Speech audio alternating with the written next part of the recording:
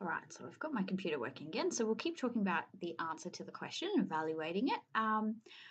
One of the things that I think helps to think about the answer to the question is structure it in terms of the overall answer first. So, how well, in general, did you answer your question? So, this one starts off by saying, they had an inconclusive answer, which is totally fine. You don't have to have an answer, but they had an inconclusive one and they didn't want to overstate their conclusion. So, that enhanced their work. They couldn't provide an irrefutable answer. They're honest. They don't actually know. It was limited because it was just a snapshot.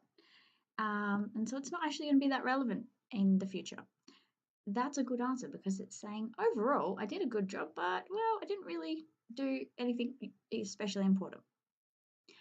Then they start to talk about, okay, why was that answer useful? So they start talking about that they base their work on widely representative group of stakeholders.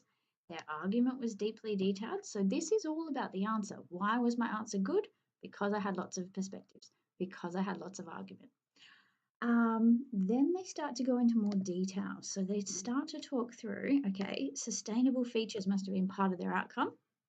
And that one is very, it would have been a focus question, would have been one section of it. So they talk through the idea that, the argument was based on world-renowned urban designers. It could have been extended, but it wasn't. Okay, that's okay. Then they start to talk through that they had it, had considered it to a considerable extent, that they'd succinctly developed multiple considerations. They really start to tell us what the answer to the question was. Now, if we keep going, they then go through their focus questions. So how well did they answer their focus questions? How well did they answer each bit? Where was the focus question that actually worked the best? That's what we're looking for in terms of, here we go. Oh, no, where have I gone? Oh my God, don't know what I've done.